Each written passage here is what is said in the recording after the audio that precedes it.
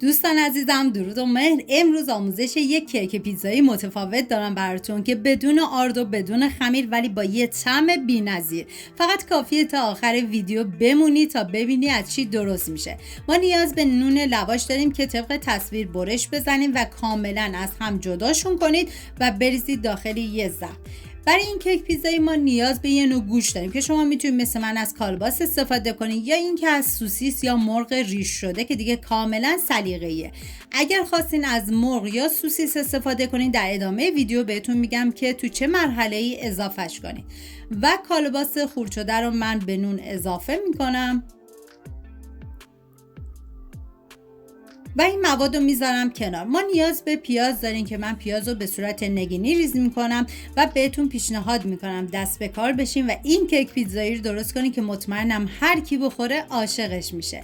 و قارچی که داریم طبق تصویر برش بزنید. و حالا داخل تاب من مقداری روغن کنجد ریختم که شما از هر نوع روغنی که دوست داشتین میتونین استفاده کنید. فقط اینکه از روغن زیادی نباید استفاده بشه.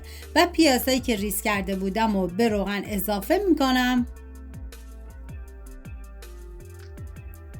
و هم میزنم و زمان میدم تا پیاز کاملا سرخ بشه. شما اگر خواستین از مرغ یا سوسیس استفاده کنین بذارین پیازتون کمی نرم و شیشه‌ای بشه و بعد مرغ یا سوسیس رو بهش اضافه کنین.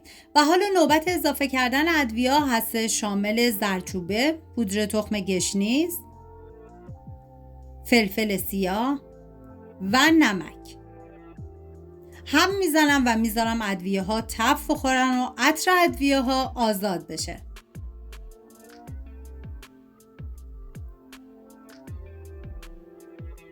و قارچی که ریز کرده بودیم و به پیاز اضافه میکنم و هم میزنم و میذارم تا قارچ آبش کاملا کشیده بشه و بعد از اون سرخ بشه. و بعد از اینکه دیگه کاملا سرخ شد من زیر حرارت رو خاموش میکنم و میذارم تا این مواد کاملا خنک بشه و به هیچ عنوان به صورت داغ به بقیه مواد اضافهشون نکنید، بذارید کاملا خنک شه. و فلفل دلمه‌ای که من از یک فلفل دلمه‌ای سبز استفاده کردم و به صورت نگینی کاملا ریزش میکنم. و فلفل دلمه‌ای رو به بقیه مواد اضافه میکنم و همچنین پنیر پیتزا. ما نیاز به تخم مرغ داریم که من تخم مرغ داخل ظرف میشکنم و کاملا هم میزنم تا از لختگی در بیاد. و مقداری شیر به تخم مرغ اضافه میکنم و همچنین ادویه ها که برای این مرحله استفاده میشه شامل نمک و فلفل سیاه هستش.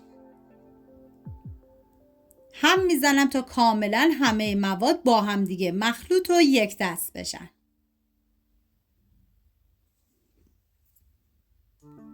و حالا مواد سرخ شده که کاملا خنک شده به بقیه مواد اضافه شون میکنم و همچنین مواد تخم مرغی. حالا هم میزنم تا همه مواد با هم دیگه مخلوط بشن و بعد هر ظرفی رو که یا قالبی رو که میخوام بذارین داخل فر چربش کنید و مواد رو بریزید داخلش و باید فر رو از قبل گرم کنید با دمای 180 درجه به مدت 25 الی 30 دقیقه.